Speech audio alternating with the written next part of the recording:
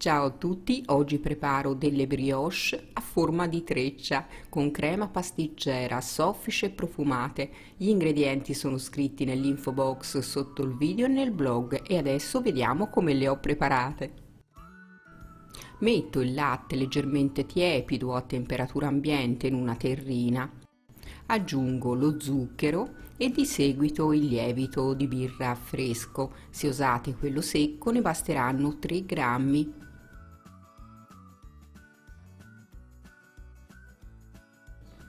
Mescolo bene il tutto con la spatola.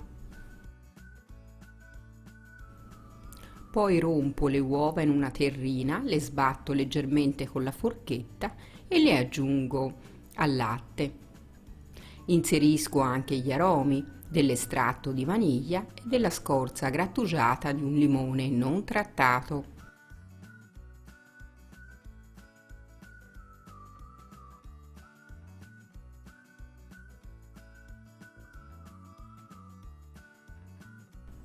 Do una mescolata veloce e inserisco la farina setacciandola.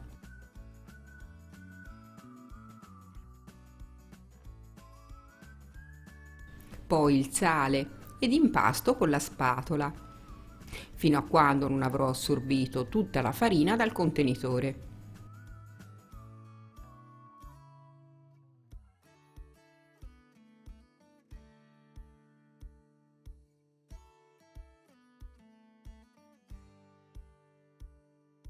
Mi sposto sul piano di lavoro, allargo l'impasto e ci distribuisco il burro morbido a temperatura ambiente, dopodiché continuo a lavorarlo facendolo integrare.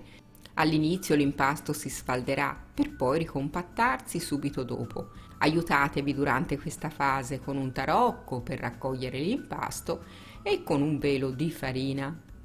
Il risultato sarà un impasto morbido e leggermente appiccicoso.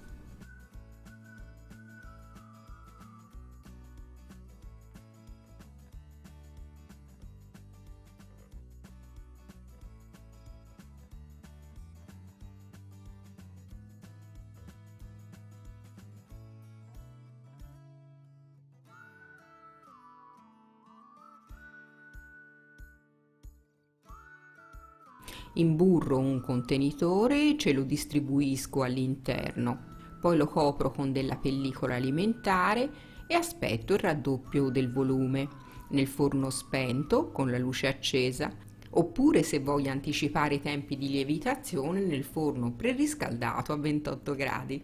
Nel frattempo preparo la crema pasticcera. Metto i tuorli all'interno di una terrina, io come sapete uso uova biologiche a pasta gialla, così la crema avrà anche un bel colore. Aggiungo lo zucchero ed inizio a mescolare il tutto con la frusta.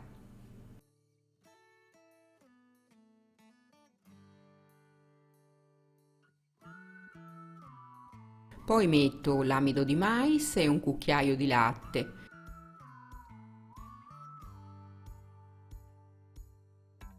Continuo a mescolare il tutto, la cosa fondamentale è che non ci siano grumi.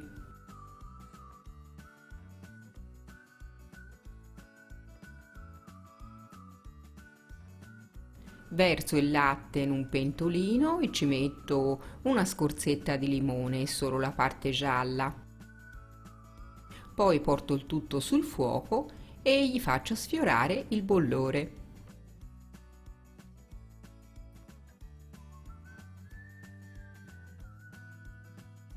Ecco che il latte ha sfiorato il bollore, ci verso il composto con le uova e mescolo fin quando la crema non si sarà addensata.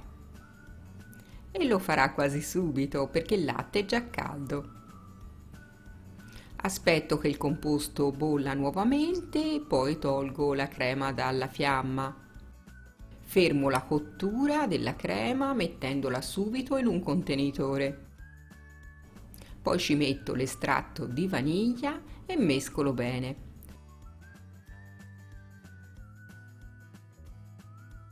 Copro con pellicola alimentare a contatto oppure con una spolverizzata di zucchero a velo. In tal modo non si formerà la pellicina. Ecco l'impasto lievitato, lo lascio cadere sul piano di lavoro ben infarinato. Dopodiché rompo la lievitazione schiacciandolo con le mani e faccio un giro di pieghe.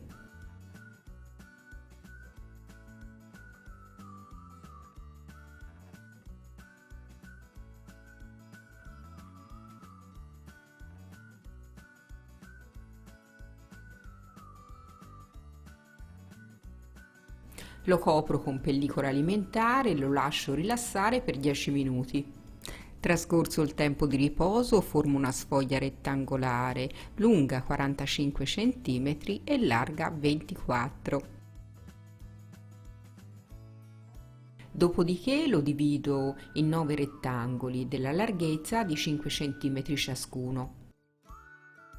Divido ulteriormente i rettangoli in due ottenendo 18 pezzi.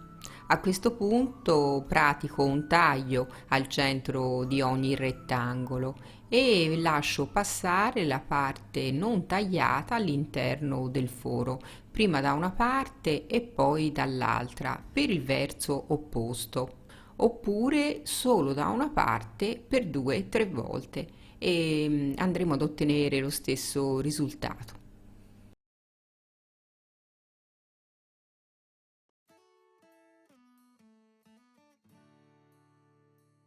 A questo punto sistemo le trecce su 2 teglie da forno rivestite con carta forno. Le metto abbastanza distanziate tra di loro perché dovranno lievitare fino al raddoppio del volume.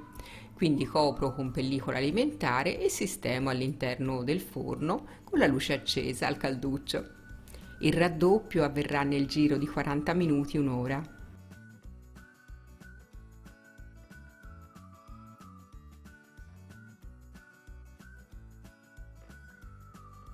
Ed ecco le mie trecce ben lievitate. Ho messo la crema pasticcera all'interno di una sac à poche, la distribuisco all'interno del foro.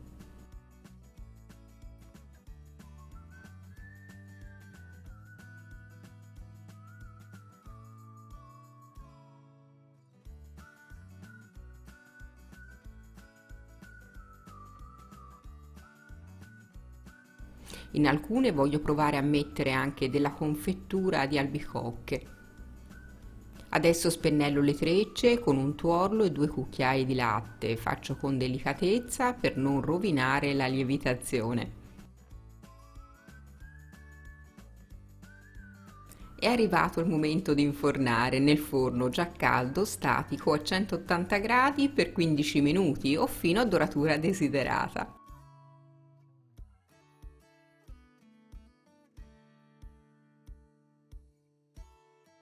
Ed ecco le mie trecce super profumate e sofficissime. Guardate che meraviglia!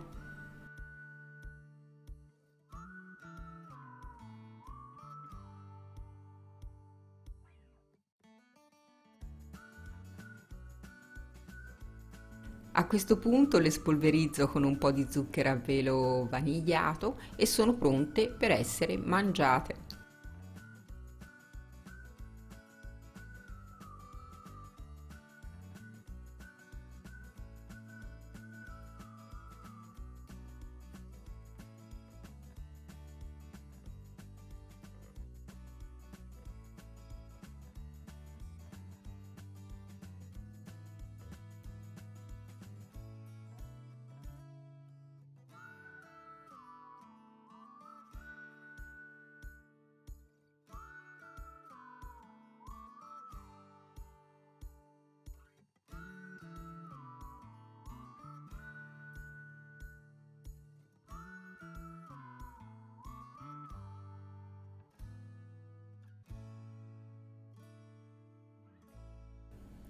Immaginatevi le colazioni festose in famiglia con queste bontà. Spero che la ricetta vi sia piaciuta, un bacione grandissimo e alla prossima ricetta. Ciao!